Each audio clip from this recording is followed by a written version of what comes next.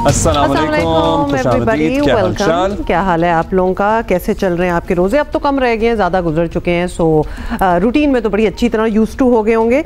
बहुत सी बातें आज हमने करनी है, लेकिन पहले आपको कुछ दिखाना है।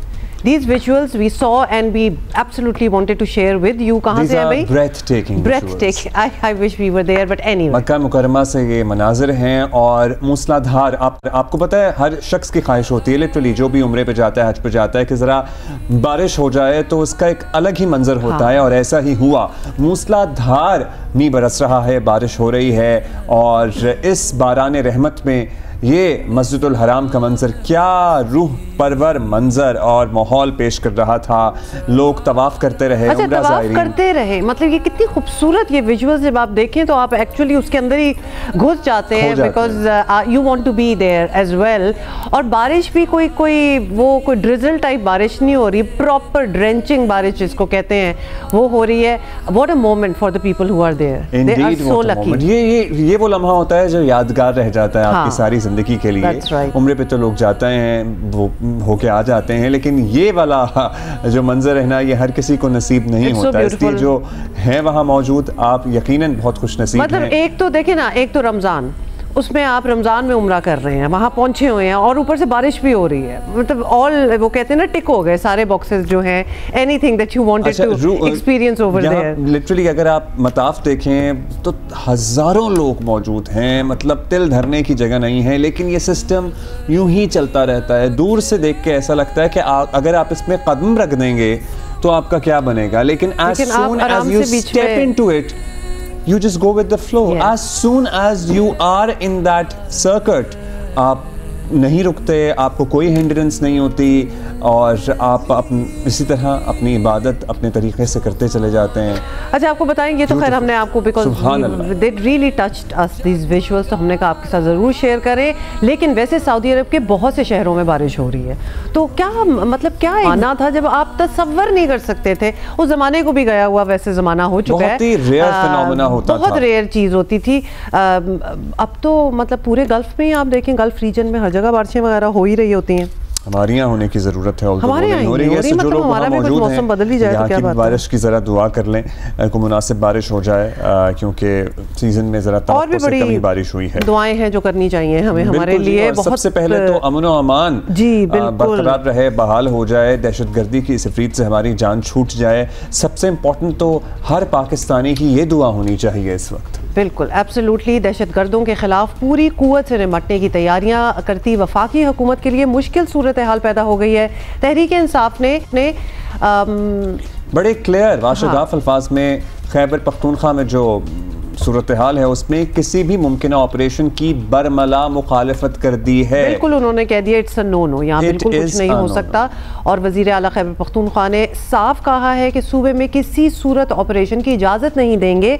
वजीर आला खैबर पख्तूनख्वा ये बात ऐसे वक्त में कर रहे हैं जब कौमी सलामती कमेटी के एलामिया की स्याही जो है वो अभी खुश्क भी नहीं, अभी 2 दिन नहीं गुजरे इस बात को हुए और इजलास में तमाम सियासी और अस्करी क़यादत ने दहशतगर्दी के खिलाफ पूरी रियासती ताकत से निपटने का मुतफ़िक़ा फैसला किया था। वज़ीर आला अली अमीन गंडापुर ने तो ये तक कह दिया कि बहुत सी चीज़ें एक्चुअली कह दी कि प्रेजेंटेशन और एलामिया पेश करने से दहशतगर्दी ख़त्म अगर होती तो अब तक हो चुकी होती। बट हैविंग सेड दैट, वो खुद भी थे इस कमेटी के, he was there very much जब ये सारी टॉक्स हो रही थी। एलामिया जो था नेचुरली वो सारों की रजामंदी से और एक्नॉलेजमेंट से ही हुआ होगा। अभी उनका क्या कहना है, सुनिए। बेसिकली कोई ऐसी मीटिंग मैं तो कहूंगा भी नहीं, ये एक बेसिकली प्रेजेंटेशन थी मेरे खिलाफ में। तो प्रेजेंटेशन मिल गई, आपने अपनी बात कर ली, मेरी बारी आई, मैंने अपनी बात कर ली। उसके बाद मेरी बात आपने जवाब नहीं दिया, आपकी बात में मैंने क्वेश्चन नहीं किया, मेरी बात को आपने क्वेश्चन नहीं किया और उसके बाद करारदाद पेश हो गई। नहीं, ऑपरेशन तो की सूरत में भी हम इनको अलाउ नहीं करते। उसकी वजह है ना, देखिए हमसे पहले हमने ऑपरेशन किए हैं, उससे कोई फायदा नहीं हुआ, उल्टा नुकसान हुआ है। तो ऐसी चीज कैसे हम अलाउ कर लें कि जो फायदा, हमें पता है कि फायदा नहीं होना, उसका उल्टा नुकसान होना है। This is not the solution, ये सोल्यूशन नहीं है। कितनों को हम मार रहे हो, पीछे से और आ रहे हैं, पीछे सपोर्ट में और आ रहे हैं, फिर अफगानिस्तान से आ रहे हैं। तो बात ये सोल्यूशन नहीं है। इसके लिए प्रॉपर हमें प्लान करके इस चीज के खात्मे के लिए पहले तो वहां बातचीत करनी पड़ेगी उस मुल्क के साथ जहां पे प्रोटेक्शन मिल जाती है, वो फिर आ जाते हैं, साथ में वो भी शामिल हो जाते हैं। उसके बाद यहाँ पर हमारी आवाम का एतमाद कि आवाम भी खड़ी हो। देखें, आवाम अगर खड़ी हो ना, आवाम हर जगह पे अवेलेबल है। पुलिस वाले को तो इत्तला मिलती है कि कुछ हो गया तो पहुंचता है ना, पहुंचता है। आवाम को पता है कौन कहां पे है और क्या कर रहा है। अगर आवाम साथ खड़ी हो जाए और आवाम ना छोड़े, किसी की जरूरत नहीं है कि इलाके में पर मार ले वो। देखिए, आवाम के सपोर्ट होना बहुत ज़रूरी है और इस गुफ्तगू में, इस पहलू में सर्टनली वज़न है कि पुलिस बड़ा अहम किरदार अदा कर सकती है और पुलिस वाले को पता है और पता होता है कि कौन कहाँ छुपा है या कौन कहाँ मौजूद हैं, या महल्ले में जो लोग रहते हैं उन्हें पता है कि हमारे मोहल्ले में कौन रहता है। इसलिए आवाम जब तक इन्वॉल्व नहीं होंगी और आवाम इस इफरीत और इस दहशतगर्दी के खिलाफ साथ नहीं देंगे फोर्सेस का या हुकूमत का, ये मसला हल नहीं हो सकता। तो अब लेकिन at the same time having said that, वज़ीर आला खैबर पख्तूनख्वा कह रहे हैं कि ऑपरेशन का कोई फ़ायदा नहीं हुआ। माजी में हमने देखा है कि ऑपरेशन का फ़ायदा तो हुआ है। एक्चुअली मुज़ाकरात जितनी दफ़ा हुए हैं वो हमेशा ही बेनतीजा रहे हैं, उनमें कभी कोई हमेशा बेनतीजा रहे हैं। ऑल्दो इन प्रिंसिपल मुज़ाकरात से ही बात हल होनी चाहिए, लेकिन एक्चुअली ऐसा होते हुए हमने देखा नहीं है। और ऑपरेशन ही है जिसमें, और हल भी मतलब अगर आप कह दें कि फॉरएवर सब कुछ ठीक हो गया, नहीं, कुछ सालों के लिए चीज़ें ठीक हो जाती हैं और उसके बाद दोबारा जिस तरह की हम ये न्यू वेव जो है, if you want to call it that, तो वो आप देख रहे हैं। अब वज़ीर आला अली अमीन गंडापुर का वफाक से बिल्कुल अलग मौक़िफ़ बज़ाहिर जो है वो वफाकी हुकूमत को चैलेंज करने के मुतरादिफ है और तहरीक इंसाफ और वफाकी हुकूमत में पहले ही आपको पता ही है, मतलब it doesn't need to be said again, लेकिन तलखियाँ जो हैं वो बहुत बढ़ चुकी हैं। हालात यही रहे तो सवाल ये पूछा जा रहा है कि क्या वफाकी हुकूमत गैर मामूली इक़दाम पर मजबूर हो सकती है? Big question. वफाकी वुज़रा पहले भी सूबे में गवर्नर राज लगाने की बातें करते रहे हैं, आपको याद ही होगा। मेरा ख्याल है कि पाकिस्तान की रियासत की खातर और ऑर्डर की खातर हमें नोटिस लेना होगा और आइन इसका एक जवाज़ फराम करता है कि अगर कोई ऐसा सूबा है जहाँ पर आइन के मुताबिक हुकूमत नहीं चल रही तो वहाँ पे गवर्नर्स रूल का नफाज हो सकता है। अगर गवर्नर रूल लगता है खैबर पख्तूनख्वा में तो सूरत हाल मज़ीद कशीदा नहीं हो जाएगी। आपको ये फ़ैसला करना है कि क्या आप एक हुकूमत को इजाज़त देंगे कि वो अपने वसाइल से उसका भरपूर इस्तेमाल करके वफाक के ऊपर इस तरह की बगावत करे, या फिर आप उसको नॉर्मलाइज करने के लिए उससे वो ताकत छीने।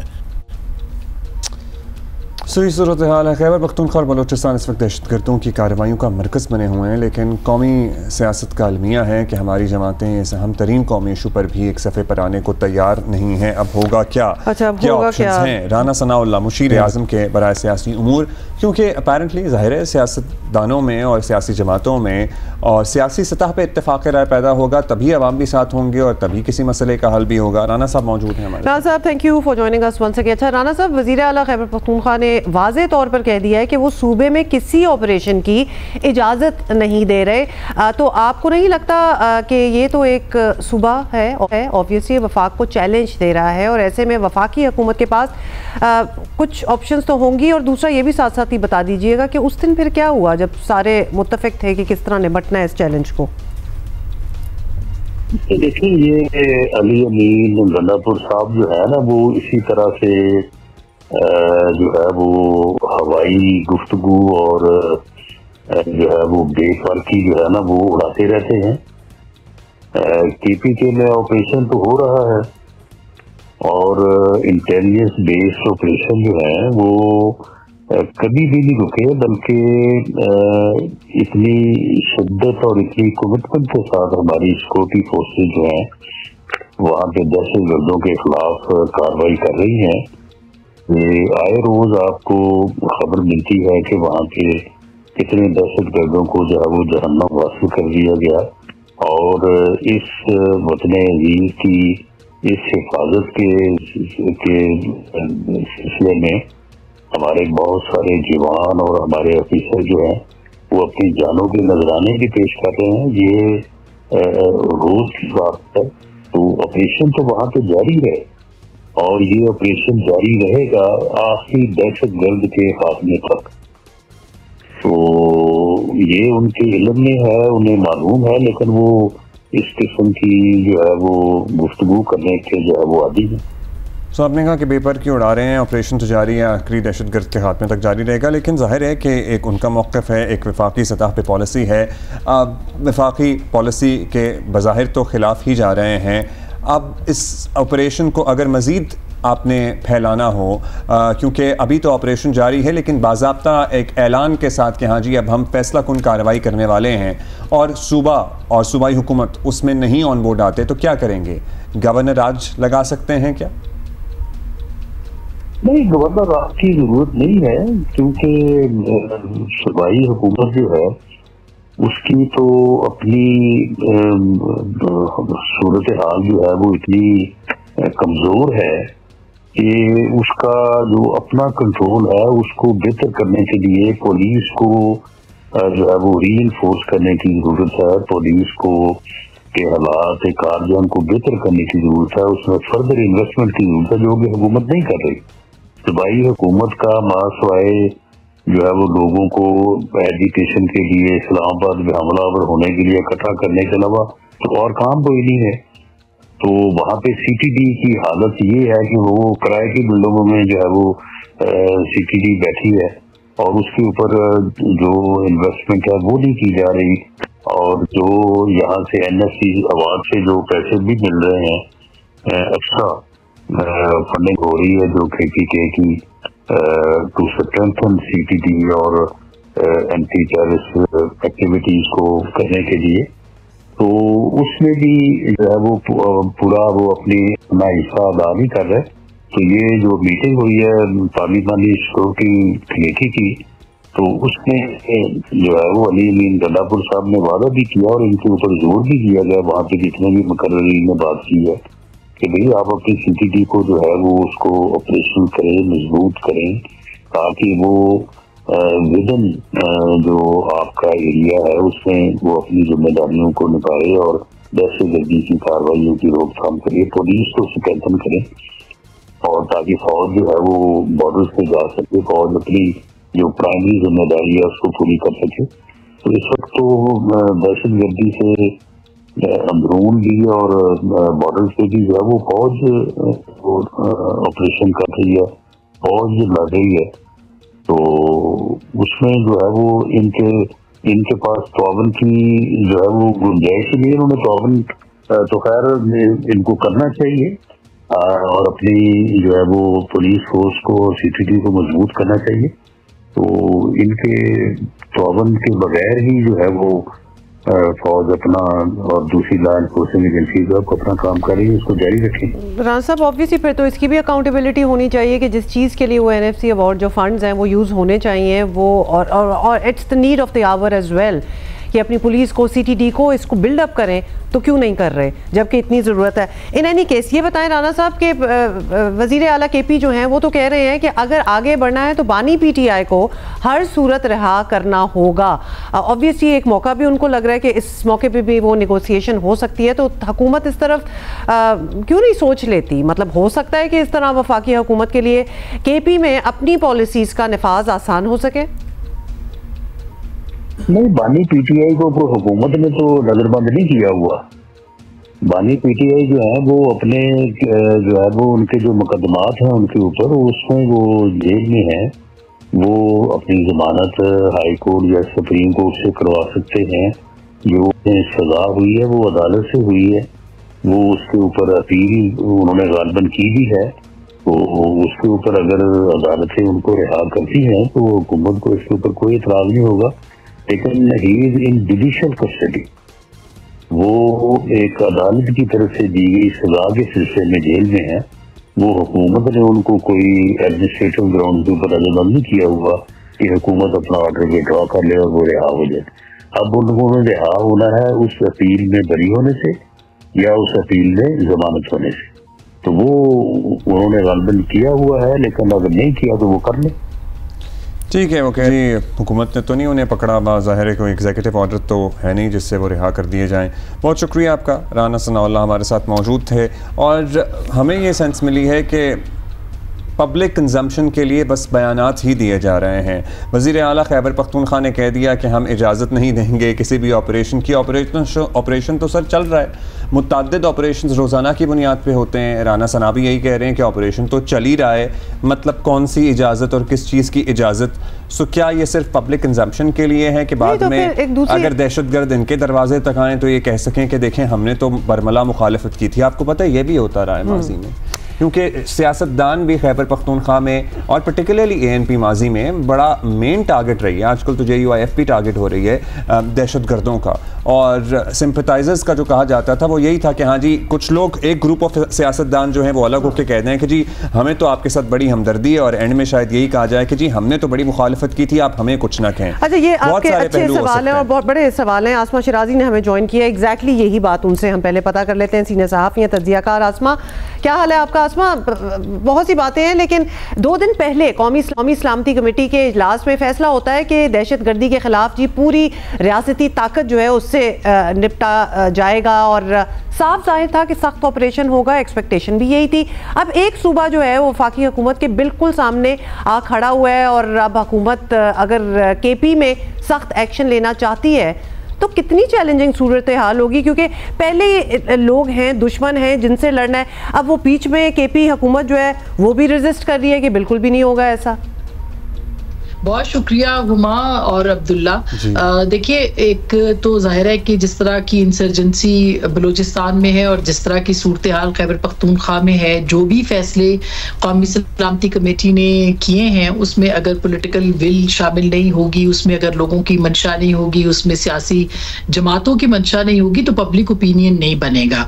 तो अब जब खैबर पख्तूनख्वा के CM ने ये बात कही है तो जाहिर है कि वो वहाँ की हुकूमत भी है, वहाँ की नुमाइंदा हुकूमत भी है और उनके साथ पब्लिक ओपिनियन भी है। तो इस बात को बहुत संजीदगी और बहुत अहमियत के साथ देखना चाहिए।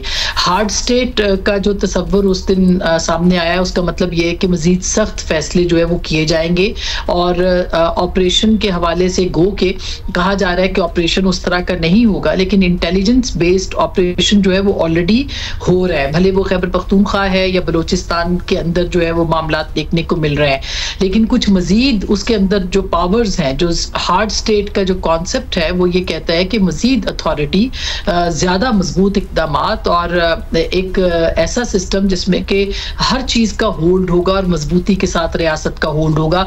अब इसको अगर वाज़ेह लफ्जों में देखा जाए तो रियासत हर फोर्स इस्तेमाल करना चाहती है ताकि वो इस तरह की जो दहशतगर्दी है उससे निमट सके। अच्छा, इस तरह की दहशतगर्दी से निमटने के लिए आसमा साहिबा आवाम की सपोर्ट होना भी बहुत ज़रूरी है, और सर्टनली जाहिर है खैबर पख्तूनख्वा में अगर ये मसला है तो अब का नहीं है, परसों पुराना है।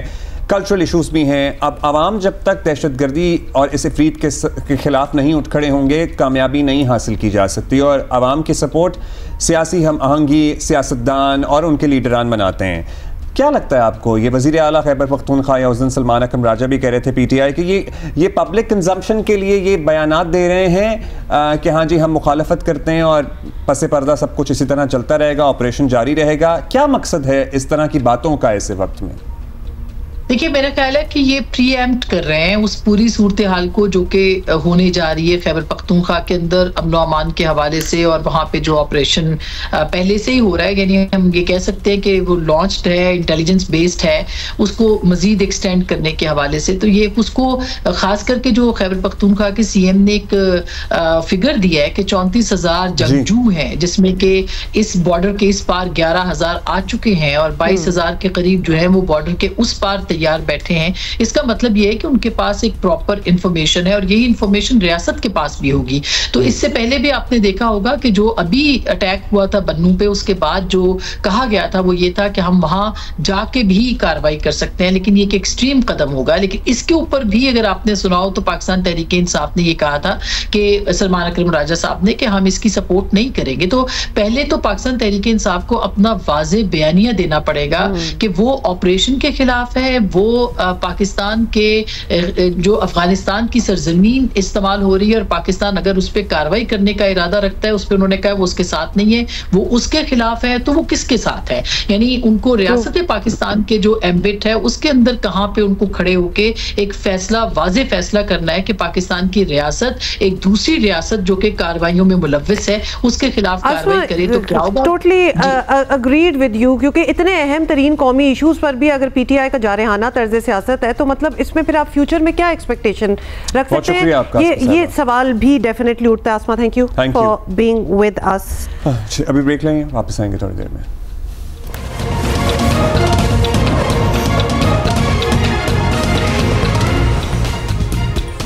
वज़ीर मुमलिकत बराए दाखिला तलाल चौधरी बात कर रहे हैं इस वक्त। इन दहशतगर्दों के लिए, या फिर वो इतनी हिम्मत और नहीं रखती कि वो इनके सामने खड़ी हो जाए। पीटीआई ने फिर उसी तरह रवायतन पाकिस्तान की सिक्योरिटी के मामले पर होने वाली इस तरह की बड़ी मीटिंग को फिर उससे बाहर रही। इमरान खान अपनी हुकूमत में भी अपोजिशन के साथ सिक्योरिटी की मीटिंग्स में, वो इंडिया ने हमला किया हो या कोई और बड़ा मसला हो, बैठने से इनकारी रहे। और अपने दौरे हुकूमत में ही उन्होंने वो बीज बोया कि जिसकी वजह से आज हर रोज़ शहादतें हमारे नसीब में लिखी गई हैं। ना वो पॉलिसी बनती, ना वो जेट ब्लैक टेररिस्ट जो थे, जो कि मतलूब थे पूरी दुनिया को, वो दोबारा उनको पाकिस्तान में बसाया जाता, और ना आज के दिन के ये हालात पैदा होते। मैं चंद एक चीज़ें जो कि केपी सीएम जो हैं वो पिछले 2 दिन से लगातार उसी मीटिंग के बारे में कुछ बयानात दे रहे हैं और कंफ्यूजन पैदा करने की कोशिश कर रहे हैं उस सलामिये में जो पाकिस्तान की तमाम पार्टियों की क़यादत ने मुतफिका तौर पर, जिसमें केपीके के सीएम खुद मौजूद थे, उसे एंडोज किया। उस मुतफिका करारदाद को ना सिर्फ पास किया बल्कि उस पर अमल करने के इरादे को भी दोहराया। इन्होंने कहा कि किसी ऑपरेशन की इजाजत नहीं देंगे। मैं बिल्कुल वाज़े तौर पे ये बताना चाहता हूं, किसी नए ऑपरेशन का आगाज करने की बात ही नहीं हुई। नया ऑपरेशन होने ही नहीं जा रहा। नए ऑपरेशन का शोशा छोड़ा सिर्फ एक कंफ्यूजन पैदा करने के लिए किया जा रहा है। बड़ा क्लैरिटी के साथ जो करारदाद थी उसमें कहा गया कि नेशनल एक्शन प्लान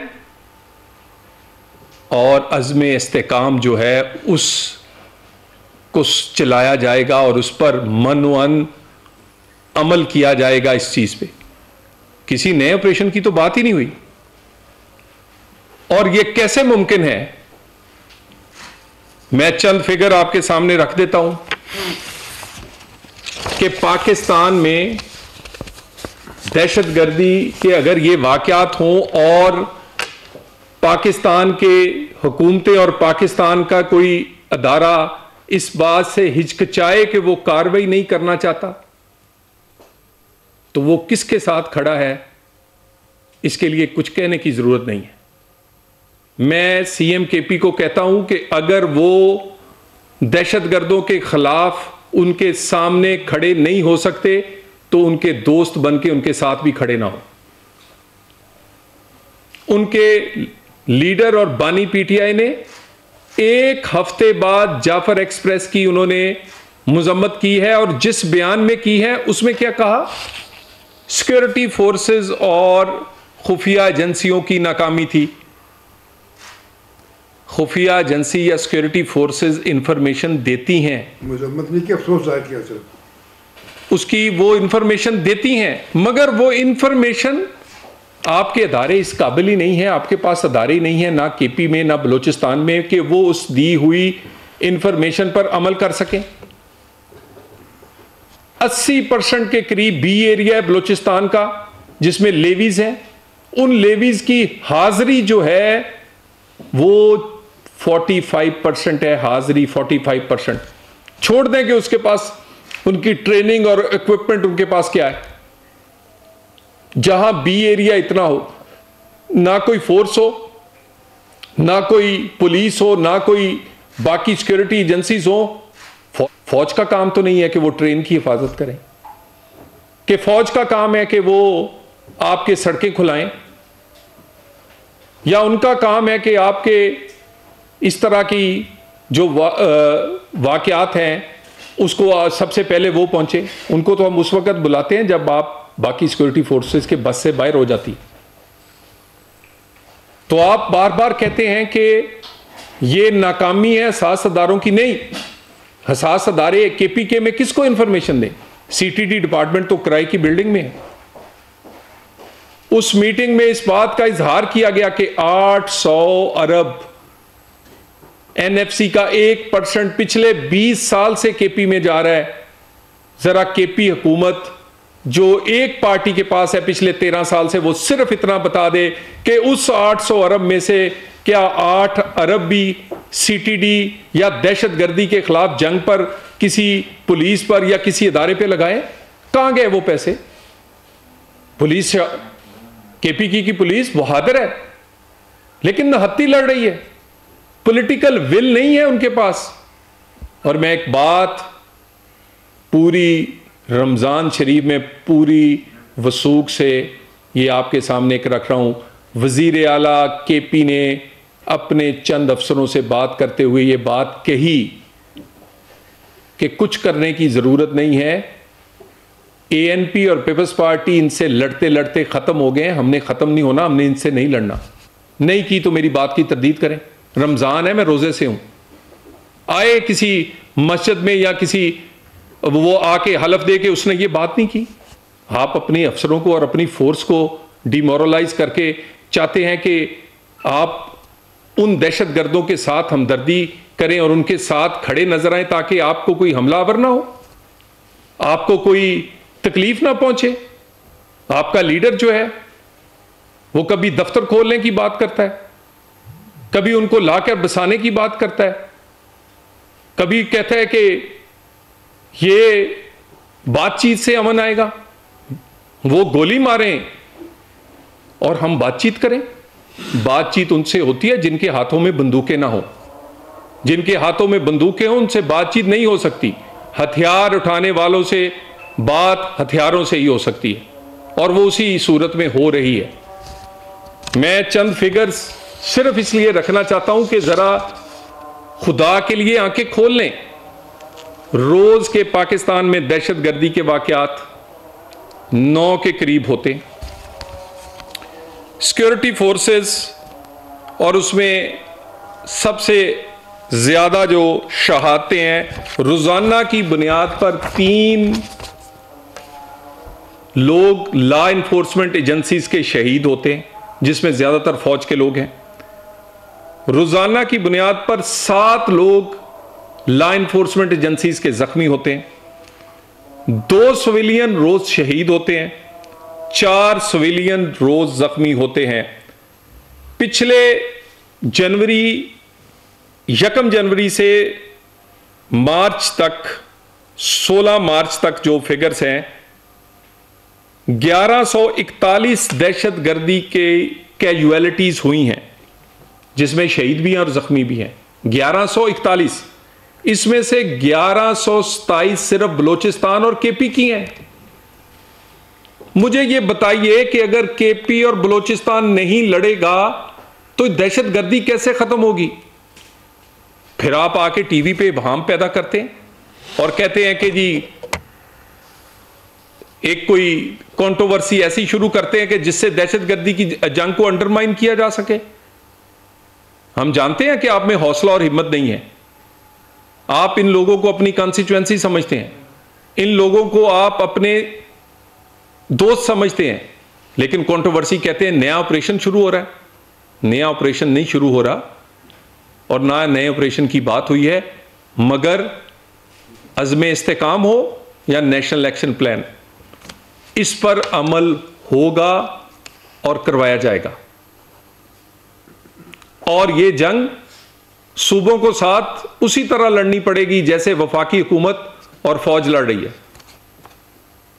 पिछली दफा भी ये जंग जो कि 1.5 दहाई से जारी थी, जिसमें जनरल मुशर्रफ के दौर से जारी थी, उसमें कामयाबी उस वक्त हुई थी जब लॉ इन्फोर्समेंट एजेंसीज के पीछे पॉलिटिकल फोर्सेस यक जुबान एक बयानिए के साथ खड़ी हुई। फिर वही जंग 2016-17 में जीती गई और दहशतगर्दों को शिकस्त हुई। कमी हमारी फोर्सेस में नहीं है, उनके पार्ट पे जो वो दे सकते हैं, ये मैंने आपको बताया। यानी आप ये देखें 1127 कैजुअलिटीज में से मैक्सिमम उनकी हैं। ये 3 महीने की भी बात नहीं है पूरी। और पिछली दफा से, पिछले साल से 30% जायद वाकयात इन 3 महीने में शुरू में हुए हैं जो कि पिछले साल हुए थे। 95% वाकयात केपी और बलूचिस्तान में है। तो बात यह है कि जब तक सिक्योरिटी फोर्सेस के पीछे पॉलिटिकल फोर्सेस बगैर किसी कंफ्यूजन के यक जुबान होके खड़ी नहीं होंगी, ये जंग नहीं जीती जा सकती। और मेरी ये गुजारिश है, और इस बात का सिक्योरिटी कमेटी की मीटिंग में भी इजहार किया गया था कि राब्ता हम जरूर करेंगे, लेकिन हम लोगों को बताना चाहते हैं कि कौन दहशतगर्दों के साथ और कौन उसके सामने खड़ा है। यह फैसला कर लिया गया है कि हर कोई अपना कौमी फर्ज निभाए, लेकिन किसी का इंतजार नहीं किया जाएगा। यह जंग लड़ी जाएगी और यह जंग जीती जाएगी इंशाअल्लाह ताला। केपी से आने वाली ये आवाजें आपकी तो मुहिब्बे वतनी पे भी सवाल उठाती हैं। बीएलए को भी आप उसकी जाफर एक्सप्रेस के वाकये को आप उसकी मजम्मत नहीं करते, अफसोस का इजहार करते हैं सिर्फ। केपी में होने वाली वाकयात, बन्नू छौनी पर अटैक हुआ, कब हुआ? और रोजा खोलते हुए हुआ, रोजादारों पे मस्जिद में हुआ। आज के दिन तक बानी पीटीआई और पीटीआई ने इसकी मजम्मत नहीं की। क्या बयान, क्या तासर दे रहे हैं आप? और ये मुझे कहते हुए ये अफसोस हो रहा है, लेकिन दहशत गर्दों को जो पैटर्न एंड चीफ है वो बानी पीटीआई है। ना आप बीएलए की मजम्मत करेंगे, ना आप टीटीपी की करेंगे, ना किसी और दहशतगर्दी की वाकयात पे। यानी रोजाना की बुनियाद पर सिक्योरिटी फोर्सेस अपना खून बहाएं, पाकिस्तान के शहरी शहीद हों और उन पर कार्रवाई ना हो। बिल्कुल कार्रवाई होगी। यह कौमी इत्तेफाक राय है इस बात पे। अगर कोई पार्टी नहीं खड़ी होगी तो लोग खड़े हैं इसके साथ। बन्नू हो या लकी मरवत, लोगों ने निकलकर इन दहशतगर्दों के खिलाफ खुद बंदूकें उठाई हैं और सिक्योरिटी फोर्सेस का साथ दिया है। ना दे पार्टी साथ, लेकिन इनका असल चेहरा देख लें। और हमारा मुकाबला किनसे है? जिनको ना रोजे की परवाह है, ना मस्जिद की, ना रोजादार की, जिन्होंने ना मस्जिद छोड़ी है, ना रमजान छोड़ा है। हमारी जंग उनसे है। यह कौन सा जहाद है जो रमजान के महीने में और मस्जिदों के अंदर और निहत्ते लोगों के, जिसमें खवातीन और बच्चे शामिल हैं, उनके साथ है? यह जहाद नहीं है, यह दहशतगर्दी है। और हमारा मुकाबला इन लोगों के साथ है, मैं दोबारा कह दूं, जिनसे ना मस्जिदें महफूज हैं और ना रमजान। यह पाकिस्तान की जंग है। इसके लिए उस दिन बड़ी डिटेल सिक्योरिटी फोर्सेस और उनके सरबराहों ने बड़ी डिटेल, आर्मी चीफ समेत उन्होंने अपनी वहां प्रेजेंटेशंस दी हैं। क़यादत, पूरी कौमी क़यादत, और उस वक्त उसमें केपी के सीएम भी शामिल थे। उस करारदाद में भी आप उसके साथ खड़े थे, और बाहर जाके आप दूसरी बातें करते हैं, कंफ्यूजन पैदा करते हैं, झूठ बोलते हैं। और कोशिश करते हैं कि इस पूरे बयानिए को, इस पूरी यकजहती को, पूरे इस जितनी कार्रवाई है उसको मुतनाज़े या कन्फ्यूजन पैदा किया जा सके। दोबारा कह दूं, अलामिया बड़ा वाज़े है, नेशनल एक्शन प्लान। वज़ीर मुमलिकत बराए दाखिला तलाल चौधरी की न्यूज़ कॉन्फ्रेंस अभी जारी है। अभी हम एक ब्रेक, वापस आएंगे थोड़ी देर में।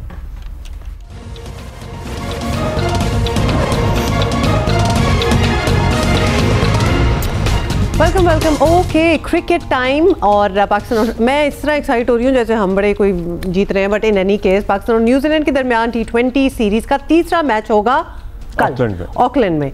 और न्यूजीलैंड को 5 T20 मैचेस की सीरीज में 2-0 की बढ़तरी हासिल हो चुकी है, but we are still hoping. कुछ बयानात भी आ रहे हैं ना पाकिस्तान के पास सीरीज में रहने का, बाय द वे कल आखिरी मौका है, हार गए तो सीरीज हार जाएंगे। टीम में कुछ लड़के नए हैं, तवक्को की जा रही थी कि न्यूजीलैंड में कुछ अच्छे नताइज शायद नहीं आए, मगर ऐसा नहीं हुआ, मगर नहीं आएंगे। लेकिन जिस तरह हार रहे हैं उसकी भी तवक्को नहीं थी, कोई बहुत आउटस्टैंडिंग नताइज की भी तवक्को नहीं थी हमें, let's be honest about it.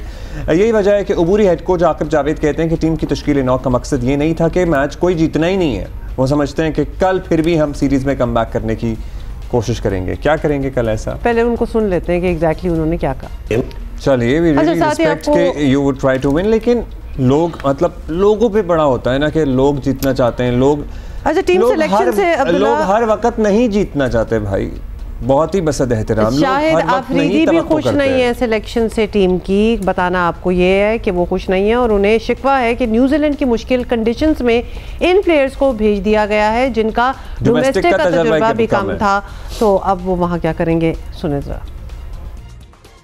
10-10, 11-11 first class matches है, आपने न्यूजीलैंड जैसी मुश्किल कंडीशन में भिजवा दी उन बच्चों को। तो आई मीन कि जो भी टीम सिलेक्ट करे टूर के हिसाब से, कंडीशन के हिसाब से, ऑपोजिशन के हिसाब से आप टीम सिलेक्ट करें। जहां हमें 4 स्पिनर्स की जरूरत थी वहां हमने 1-2 स्पिनर खिलाए, जहां पे 1-2 के स्पिनर की जरूरत थी वहां पे हमने 4 स्पिनर भिजवा दिए न्यूजीलैंड। तो आई मीन सिलेक्शन कमेटी का रोल बहुत इंपॉर्टेंट है। पाकिस्तान टीम परफॉर्मेंस की जगह है, हमारे कोई सिस्टम नहीं है। जो 5-6 साल से डोमेस्टिक क्रिकेट खेल रहा है, फर्स्ट क्लास क्रिकेट खेल रहा है, वो किधर है? उनको आप 1-2-4 चांस दे के साइड पे कर देते हैं। और एक नए बच्चे को, हाँ भाई नया टैलेंट इस काबिल तो हो, डॉट बॉल नहीं खेलोगे, सिंगल डबल करो, चौका मारो, ये भी पॉजिटिव इंटेंट है, ठीक है। और छक्के चौकों का भी अपना एक टाइम है। जिसको देखो शाहिद अफरीदी बना हुआ है, जिसको देखो शाहिद अफरीदी बना हुआ है, was good, feel like it।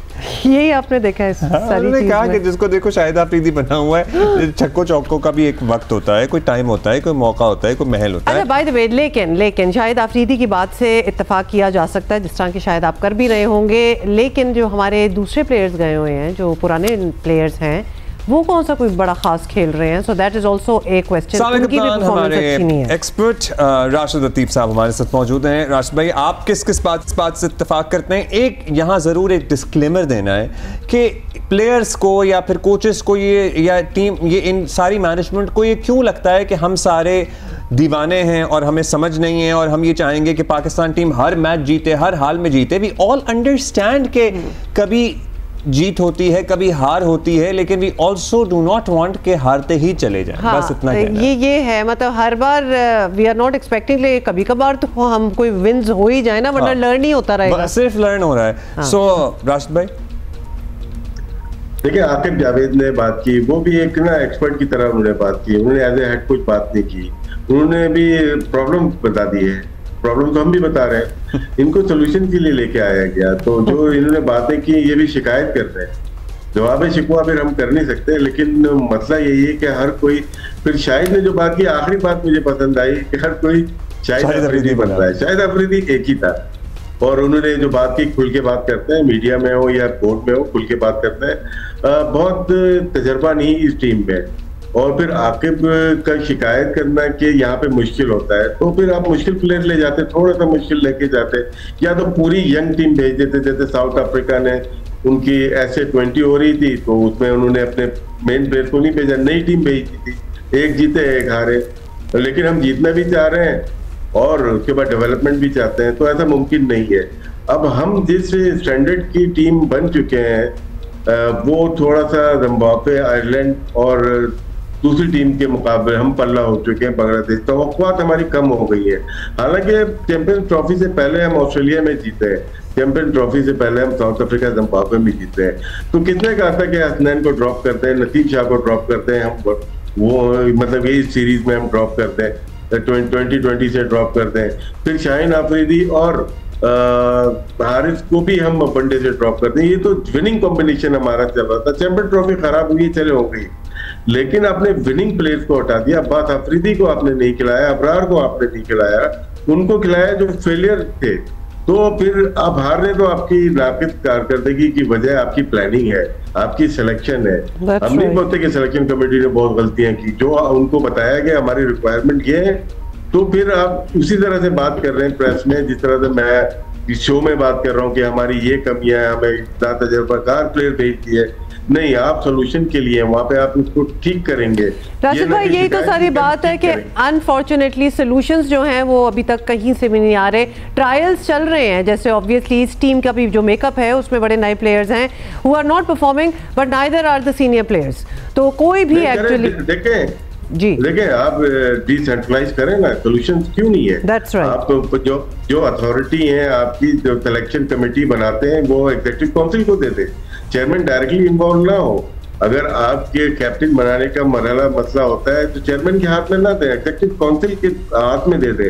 तो ये मसाइल है। फिर आप जब सिटीज की टीम बनाते हैं, चेयरमैन तो वैसे भी सिलेक्शन के मामलात में कोई अमल दखल नहीं कर रहे हैं अपेरेंटली, यही कहना है हमेशा से पीसीबी का। लेकिन पाइपलाइन में प्लेयर जब आएंगे, देखें अभी क्रिकेट अथॉरिटी वहां बोर्ड में बैठ के अगर कराची रीजन की टीम बनेगी, फैसलाबाद रीजन की टीम बनेगी, तो फिर आप सोच सकते हैं मुकामी सेलेक्टर्स को मौका दिया जाए कि वो अपने प्लेयर खुद चुने। राइट। तो अगर इसको डिसेंट्रलाइज किया जाए, और देखें पहले आपको इसको बेहतर तौर पे कॉन्स्टिट्यूट करना पड़ेगा अपनी पॉलिसीज को। देखिए जुबानी तो बहुत सारी चीजें होती हैं, जुबानी आप ही खबरें नहीं पढ़ सकते, मैं भी काम नहीं कर सकता, हमारे पास भी स्क्रिप्ट होता है कि आज हमें ये बात करनी है। ये बगैर स्क्रिप्ट के, बगैर कॉन्स्टिट्यूशन के, बगैर इसको उसकी सिलेक्शन पॉलिसी के कैसे काम कर सकते हैं? नहीं हो सकता काम। तो इनको पहले अपने दस्तूर को सही कर लें, अपने कॉन्स्टिट्यूशन को बना लें, तो ये सॉल्यूशंस हैं इसके। एक दिन में ठीक नहीं हुआ। इतने जबरदस्त इनके पास मेंटोर हैं, 5 कैप्टन हैं पाकिस्तान के, उनको बैठे, उनको साइनिंग अथॉरिटी दें, उनको जिम्मेदारी दें, आप ये करें। अच्छा, कल कुछ कर सकते हैं हम ऐसा कि कल के मैच में कोई हम सीरीज बचाने में कामयाब हो जाएं, मतलब किसी को लाएं, किसी को रेस्ट दें, क्या करें? क्रिकेट की ब्यूटी यही है कि कुछ पता नहीं कल क्या होगा, लेकिन छोटा ग्राउंड है, इसमें मिस्टेक ना करें। अपने प्लेयर्स को, जैसे स्पिनर्स का है, अगर किसी ऐसे स्पिनर को खिला देते हैं, वहां पे मार लग जाती है, फिर हम उसको बाहर कर देते हैं। और अबरार ग्राउंड को खिलाना चाहिए कल। अबरार को किसी भी ग्राउंड पे खेलते हैं।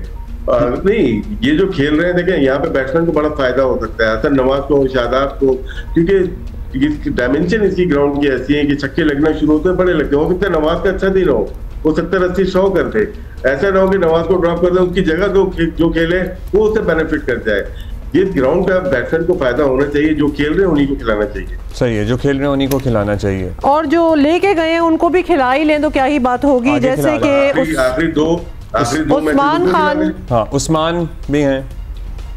सिक्कू भाई की एक बात पसंद आती है, वो उस्मान खान के बड़े अच्छा बताते हैं, 1 साल पे घुमा रहे, खिला नहीं रहे, तो एक दफा खिला के दिखा देंगे कैसे प्लेयर है। एग्जैक्टली, मतलब ले के फिर रहे हैं पूरी दुनिया में, लेके खिलाया नहीं जा रहा। वैसे ये भी एक अजीब बात है। अच्छा, और भी कुछ नाम है बट उसके बारे में यूसुफ, जी बिल्कुल इन्हीं का पूछ रहे थे। उमर बिन यूसुफ अच्छे प्लेयर है, टेक्निकल साउंड प्लेयर है, वनडे में और टेस्ट में, मतलब वनडे या एटलीस्ट है और फर्स्ट क्लास में बड़ा अच्छा परफॉर्मेंस है।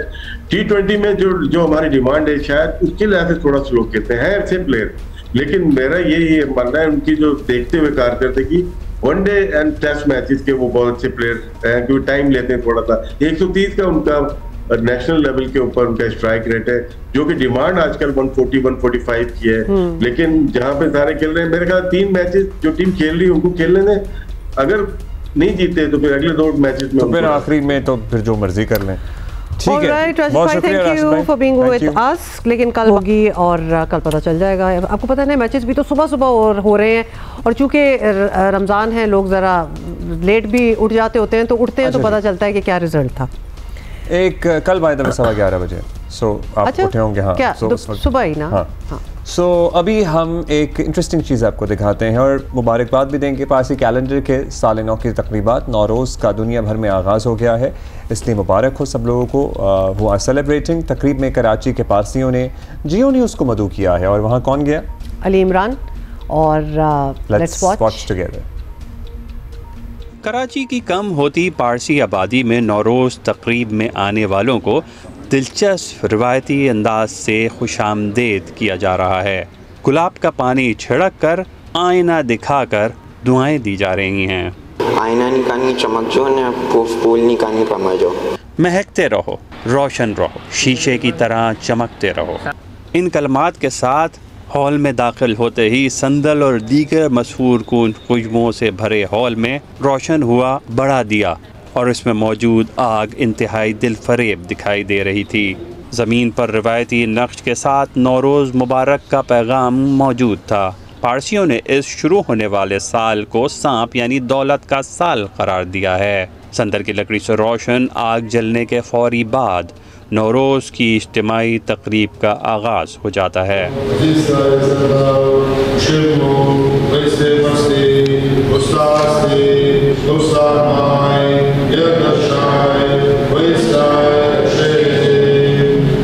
प्रीस्ट अपने खुदा अहोरा मज़दा से दुआएं मांगना शुरू कर देते हैं।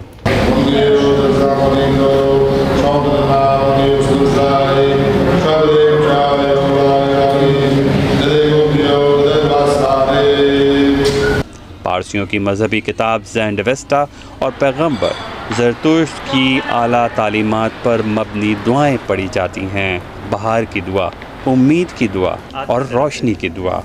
Nowruz means the new year, Nowruz, the new beginning, and our calendar, Fasli calendar from Iran, it changes every year. Nauroz तकरीब में बुजुर्गों और जवानों के साथ 3 पारसी बच्चे भी मौजूद थे। We wear new clothes. We go to Agyari. Well, at home we set up the Nowruz table. We put things that represent like fertility, eggs, like coins that represent wealth and other things. And we go out to the restaurant to eat food. इस तकरीब में शुरका की मेहमान नवाजी के लिए मेवे, शरबत और रिवायती डिशेस भी मौजूद थीं। कराची को बनाने वाले पारसियों के नन्हे बच्चों ने इख्तिताम तकरीब पर केक भी काटा। कैमरामैन सजाद हुसैन के साथ Ali Imran Syed, Geo news, Karachi. Thank you Ali. Interesting, very simple दो। मतलब मैं सोच रही थी कुछ ज़्यादा फैनफेयर वगैरह होगा, लेकिन मेरा ख्याल है वो सिर्फ हम ही करते हैं। They live a very simple life. They live a simple life and they are very small in number actually also. Obviously, community is shrinking. अच्छा, मूविंग ऑन जी, और भी बड़ी चीज़ें जिन पे बात करनी है, जैसे कि आपको बताएं कि मुस्तफ़ा, हाँ बता दें आप। मुस्तफ़ा आमिर कत्ल केस में गिरफ्तार मरकज़ी मुल्ज़िम अरमगान के वालिद कामरान कुरैशी को भी बिलाखिर गिरफ्तार कर लिया गया है। कैरेक्टर थे, आपको पता ही है शुरू से ये। पुलिस ने मुल्ज़िम को डिफेंस ख़ैबान मोमिन में घर पर छापा मारकर गिरफ्तार किया है। SSP अनिल हैदर का कहना है कि मुल्ज़िम कामरान कुरैशी के कब्ज़े से मनशियात गैर कानूनी असलहा बरामद किया गया है। गिरफ्तार मुल्ज़िम के खिलाफ मुकदमा दर्ज करके मज़ीद तफ्तीश शुरू हो गई है। अब इस मुकदमे की इतनी डायमेंशंस हो गई हैं, पहले भी बात करते थे कि अब एक ये नया रुख है। और लगता है, हमें ये लगना स्टार्ट हो गया था कि वो इनिशियल कत्ल वाला एलिमेंट जो है ना मुस्तफ़ा आमिर का, वो कहीं पीछे रह गया, क्योंकि इतनी और चीज़ें निकल आई हैं। ज़ीशान शाह हमारे साथ ही हैं जो कवर कर रहे हैं स्टोरी को, वो हमारे साथ मौजूद हैं। ज़ीशान, क्या डेवलपमेंट है, क्या अपडेट है, कहाँ तक बात पहुँची? इनको किस केस में पकड़ा गया? देखिए, ये जो कामरान कुरैशी हैं, इनको गिरफ्तार अरमगान मुस्तफ़ा आमिर कत्ल केस में नहीं किया गया। ये एक नई चीज़ सामने आई थी निकल के, जिस वक्त anti violent crime cell police ने अरमगान के घर पर उसे गिरफ्तार करने पहुंची, तो उसने, आप लोग की भी नॉलेज में होगा कि उसने फायरिंग किया था, जिससे एक DSP और पुलिस एहलकार जख्मी हुए थे।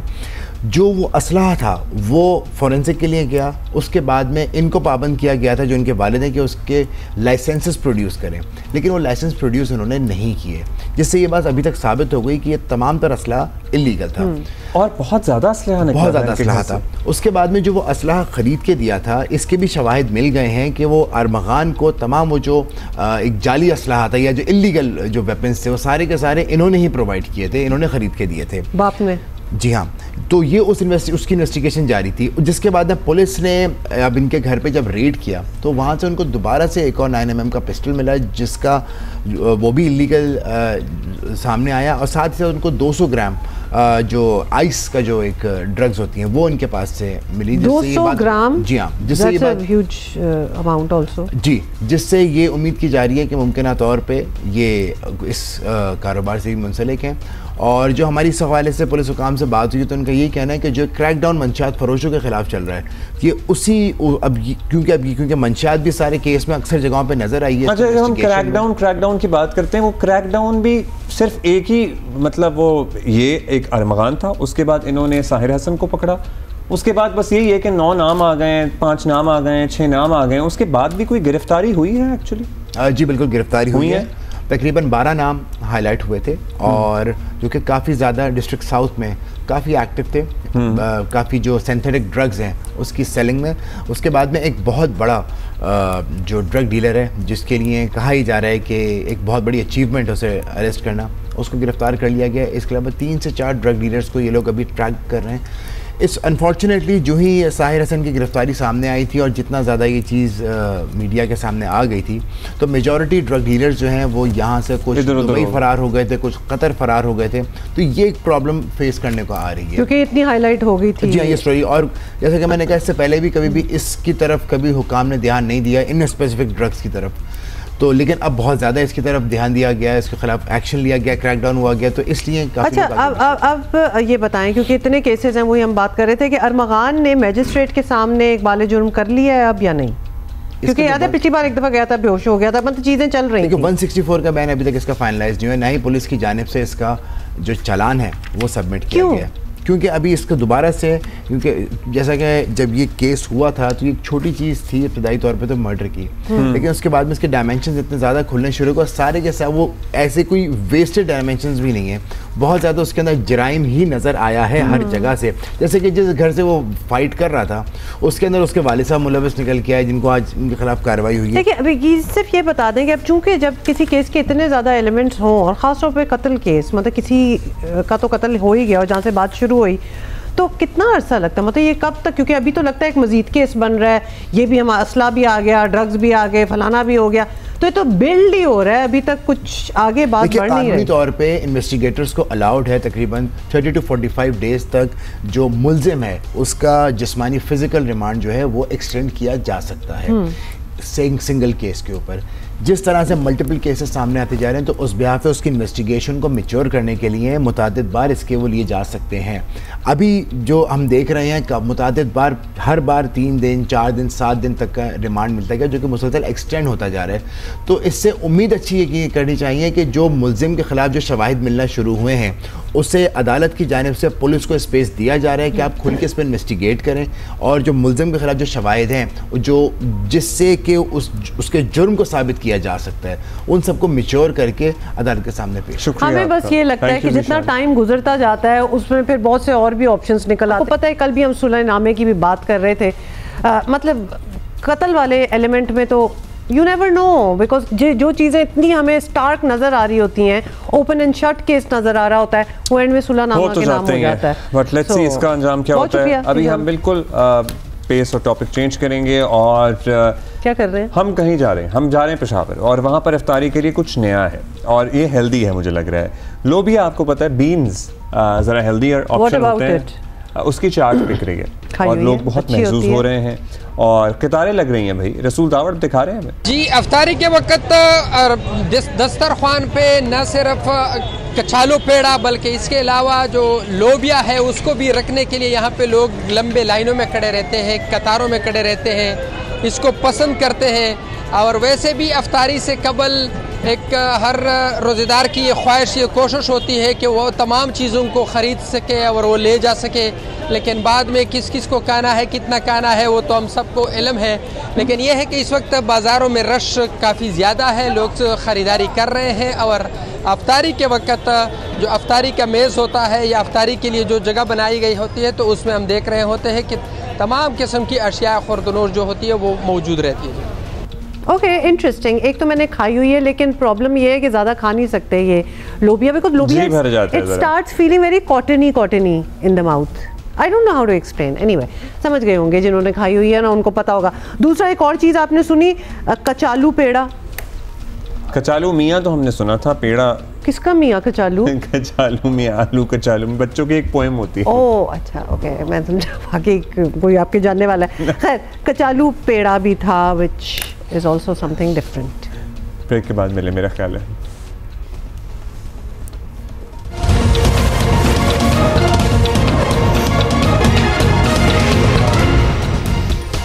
भाई क्रिकेट की तो हम बात करते ही रहते हैं, लेकिन जिस स्पोर्ट्स में हम अच्छा कर रहे हैं उसकी क्यों ना बात करें।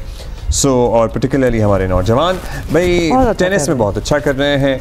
कौमी टेनिस टीम भी इन्हीं कामयाबी हासिल करने वालों में शामिल है। कौमी टेनिस टीम ने इंडोनेशिया को फाइनल में 2-1 से शिकस्त देकर जूनियर डेविस कप अपने नाम किया है। हमें ऐसी खबरें बताने में बड़ी खुशी होती है। टूर्नामेंट की खास बात पता है क्या थी? सबसे मैं बताऊंगी, सबसे खास बात ये थी कि कौमी टेनिस टीम इवेंट में नाकाबिले शिकस्त रही, अनबीटन। और पाकिस्तान टीम ने जूनियर डेविस कप में पाकिस्तानी टेनिस टीम ने बांग्लादेश, वियतनाम और तुर्कमेनिस्तान की टीमों को शिकस्त दी है। तुर्कमेनिस्तान, हाँ। साथ ही पाकिस्तान ने ITF Asia Oceania Davis cup junior qualifying event के लिए भी क्वालिफाई कर लिया है। कितना मुश्किल नाम था ये। पाकिस्तान टेनिस टीम ने जूनियर डेविस कप में कामयाबी हासिल की है। और अभी हमें किसने ज्वाइन किया? हमजा रुमान हमारे साथ हैं, टेनिस प्लेयर हैं, विनर हैं। जी, टीम का हिस्सा भी हैं। हमजा, बहुत मुबारक हो आपको। और बड़ी हमें खुशी हो रही है, क्योंकि हम ऑब्वियसली क्रिकेट वगैरह और फुटबॉल भी अब हम बात कर लेते हैं, टेनिस की भी करते हैं, लेकिन ज़रा कम बात करते हैं। तो पहले तो बताएं कि ये शौक, ये जुनून कहाँ से आया टेनिस का कि एक इस लेवल पे जाके खेलनी है? जी, बेसिकली जो है मेरा वो टेनिस कोच है, तो मैं उसके साथ जाता था पहले, तो मैं खेलता था। फिर जो है ना, वो मेरा कज़न भी खेलता था वो नेशनल लेवल पे, तो फिर वो इंटरनेशनल लेवल पे खेलता था। तो मैंने कहा लेट्स सी, मैं भी इंशाल्लाह ट्राई करता हूँ कि खेलूँ, ट्रेनिंग करूँ, मेहनत करूँ। तो फिर वहाँ से मैंने भी स्टार्ट कर दिया था, अब्बू के साथ जाता था डेली, तो टेनिस शुरू कर दिया था। तो फिर उसके बाद जो आहिस्ता आहिस्ता मैंने टूर्नामेंट शुरू कर दिए थे। तो फिर मुझे जो है ना, सारे कह रहे थे कि तुम टैलेंटेड हो, तो मतलब कि तुम ट्रेनिंग करो तो तुम कर सकते हो। तो फिर मैंने उसके बाद ट्रेनिंग शुरू कर दिया था। और अभी तो हमजा, यानी कितने साल पहले आपने शुरू किया होगा? बिकॉज हम आपसे इसलिए पूछ रहे हैं because you are so young, और ये वो स्पोर्ट्स हैं जिसमें लिटरली मतलब बहुत यंग एजेस से ही शुरू कर देना चाहिए। जी, मैंने तो जो है ना, मैं मतलब कि बचपन से मैं अब्बू के साथ, जो बस मैं थोड़ा सा बड़ा हो गया था तो मैंने शुरू कर दिया था। फिर उसके बाद जब मैं जाता था तो काफ़ी मतलब कि अच्छा लग रहा था मुझे खुद भी। फिर शौक पड़ गया था टेनिस के साथ कि अभी मैं इंशाल्लाह आगे जाऊंगा और प्लेयर बनूंगा। आगे जाने की बात करते हैं। अब डेविस कप या आपने अपने नाम किया और टूर्नामेंट्स के लिए आप लोग क्वालिफाई करते जा रहे हैं। पाकिस्तान टेनिस किस सतह पे है? हम इंटरनेशनली, जैसे हमने स्क्वॉश में इंटरनेशनली अपना लोहा मनवाया हुआ है, हम और भी खेल, क्रिकेट में भी मनवाया हुआ है, हॉकी में भी मनवाया हुआ है, जैवलिन में भी मनवा लिया है, हम टेनिस में अपना लोहा मनवा सकते हैं बैनुल अक़वामी सतह पे? जी, क्यों नहीं, क्योंकि असल में हमारा जो इशू था पहले जो टेनिस में काफ़ी मतलब कि हमारा टेनिस जो है ना काफ़ी जो लो चला गया था। अभी हमारा जो प्रेसिडेंट है इस्लाम उल हक कुरैशी, वो जब से आए हुए तो काफ़ी उसके साथ टेनिस बहुत अच्छा हो गया। और जो है ना, अभी हमें इससे पहले जो हम जा रहे थे जूनियर डेविस कप के लिए, तो हमारे लिए कोच बाहर से ATP कोच मंगवाया था, रॉबर्ट डेविस, और 1 वीक के लिए। फिर उसके बाद 1 वीक के लिए ITF Asia Oceania Davis cup ये कब है? और वो भी जीतेंगे तो उसके बाद हम अगला क्या स्टेप होगा उसके बाद? अभी हमारा जो अगले महीने है इंशाल्लाह, मतलब 17 मई को। तो उसके बाद जो है ना इंशाल्लाह हम उसके लिए भी तैयारी करेंगे, और ताकि इंशाल्लाह हम पाकिस्तान का नाम रोशन करें, वहाँ भी जीते। और फिर उसके बाद हम फिर वर्ल्ड क्वालिफाई में चलते जाएंगे, फिर जीत जाएंगे इंशाल्लाह जी। फिर तो नहीं, आपका कॉन्फिडेंस जबरदस्त है। You are a family of tennis players, तो ये बड़ी अच्छी बात लगी। उससे बड़ी सपोर्ट भी मिल जाती है। We are very happy. आपके कजन भी पाकिस्तान नंबर 1 है, आप खुद भी अंडर 18 में पाकिस्तान नंबर 1 और आपके फादर कोच हैं, so I am sure you have all the support you need.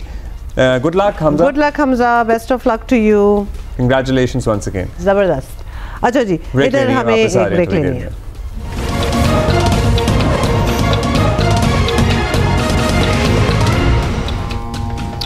अच्छा जी, चीनी की कीमतों को काबू करने के तमाम तर हुकूमती दावे धरे के धरे रह गए हैं और हुकूमत शुगर मिल्स मालिकान के सामने मुकम्मल तौर पर बेबस नज़र आती है। डेजा वू हो रहा है बाय द वे मुझे कहते हुए, बिकॉज हमेशा यही हो रहा होता है। सिर्फ रमज़ानुल मुबारक में चीनी की कीमत में 15 रुपए का इजाफा हुआ है और अवाम इस सारी लूट मार की जिम्मेदारी मौजूदा हुकूमत पर डाल रहे हैं। और जो बल्कि हम क्या कहेंगे, वैसे मालिकान के हर हुकूमती मिल्स मालिकान के हाथों खिलौना बनी होती है, ये भी बनी है और ये ज़्यादातर मिल मालिकान तो होते भी हैं इक़्तिदार की राहदारियों में। वज़ीर आज़म शहबाज शरीफ ने चंद दिन पहले दावा किया था कि उनके 1 साल दौरे हुकूमत में कोई स्कैंडल सामने नहीं आया। आप इसको क्या कहें, स्कैंडल ही कहें, आवाम की जेबों पर डाका डालकर, अगर इसको स्कैंडल ना समझें? अच्छा, लेकिन एग्जैक्टली क्या कहा था, जरा ये हम दोबारा से सुनाना चाहते हैं। 1 साल हो गया है अल्लाह ताला के फज़ल करम से कि आपके खिलाफ अपना कोई एक कंटेंशियस कोई स्कैंडल तो दूर की बात, फाइनेंशियल कोई झूठा स्कैंडल भी ऑपोजिशन सामने नहीं ला सकी। इससे बड़ी आपकी और कामयाबी क्या हो सकती है? तो मैं समझता हूँ कि इसके लिए जितना भी अल्लाह ताला का हम शुक्र अदा करें वो कम है। अच्छा जी, तो ये आपने सुन लिया है और पहले एक्सपोर्ट की इजाजत दी, अब इंपोर्ट करनी पड़ी है। ये कहानी रिपीट भी हुई है, रिपीट हो रही है ये दिस इज वो ही कह रहे हैं ना, ये इतनी बार हो चुका है कि ये it's almost become a joke except it's not funny. क्योंकि अशरफ मलकम हमारे साथ हैं, हमारे साथी हैं, बहुत शुक्रिया अशरफ। हुकूमत ने चीनी की कीमत 164 रुपये 64 ही मुकर्रर की। ज़ाहिर है कि ये भी बहुत ज़्यादा 130 पे होती थी, फिर चंद महीने में हो गया। गुज़श्ता 2 माह में ऐसा क्या हुआ कि 138 वाली चीनी जो है वो 164 पे पहुंच रही है, खुद 164 पर रखने पर मजबूर हो गई है। मतलब हर हुकूमत की तरह ये भी बेबस हैं शुगर मिल्स मालिकान के आगे। जी, आपने बिल्कुल ठीक कहा कि हुकूमत बिल्कुल बेबस है शुगर मिल्स मालिकान के हाथों। जो पहली दफ़ा नहीं है, जब माजी की अगर हिस्ट्री देखें पिछले कोई 20 साल से यही होता आ रहा है, बल्कि 20 साल से ज़्यादा भी 25 साल का अरसा हो गया जब से पाकिस्तान में शुगर की सनत ने तरक्की की है। जितने में पाकिस्तान के तमाम पावरफुल लोग हैं, वो सियासत में हों, कारोबार में, वो इस बिज़नेस में आ गए, शुगर मिल्स मालिकान बन गए हैं। तो इसके बाद उनके आगे हुकूमत बेबस पहली दफ़ा नहीं हुई, माजी में भी होता रही है, आज भी हो रही है और आइंदा भी होगी। मैं बड़े दावे से कह रहा हूँ, आइंदा भी होगी। जब मालिकान ने पिछले साल लिख कर दिया था कि चीनी की कीमत 142 रुपये से ज़्यादा नहीं होगी, तो वो उस पर अपने वायदे पे कायम नहीं रहे। अब उसकी जस्टिफिकेशन शुगर मिल्स मालिकान की तरफ से ये है कि इस साल को क्लाइमेट चेंज की वजह से गन्ने की फसल जो गन्ना है उसमें जो शुगर की परसेंटेज है वो कम हो गई है, पानी ज़्यादा हो गया, लिहाजा हमारा नुकसान हो रहा है। दूसरी चीज़ है कि जिस वक्त तो हुकूमत ने एक गन्ना का रेट फिक्स किया हुआ है, शुगर मिल मालिकान का दावा है, उनका जो कहना है कि हमने जो गन्ने की कीमत अदा की है किसान को, वो हमने 700 से 750 रुपये फ़ी मन की है। हुकूमती टीम का कीमत जो किसान को मिली है 750 नहीं 350 रुपये फ़ी मन मिली है। उस पे आके इन दोनों का इख्तलाफ है। हुकूमत कुछ और कहती है, शुगर मिल्स मालिकान कुछ और कहते हैं, जो कि लंबी स्टोरी है। लिहाजा चीनी की कीमत बढ़ने की बुनियाद तो उसी दिन रख दी गई थी जिस दिन पाकिस्तान हुकूमत ने पिछले जून 24 से लेके पिछले महीने तक 750 मेट्रिक टन चीनी बरामद की है। ये कितना बड़ा तमाशा है कि पहले हमने चीनी बरामद की, मुल्क में एक बहरान आया, क्राइसिस आया, अब चीनी हम दरामद करेंगे। पहले जो घर पड़ी हुई थी चीनी वो बाहर बेच दी, अब बाहर से मंगवाएंगे। ये एक अजीब तमाशा है जिसकी समझ नहीं आती, लेकिन ये चलता रहेगा, कभी ख़त्म नहीं होगा। जी यू राइट, ये अजीब तमाशा ही है जो हम हर साल ऑलमोस्ट देखते हैं। अशरफ, ये बताइएगा कि कल चीनी की कीमतों के जायज़ा इजलास में नायब वज़ीर आज़म इसहाक़ डार फरमा रहे थे कि 180 रुपये किलो चीनी की फ़रोख्त किसी सूरत बर्दाश्त नहीं।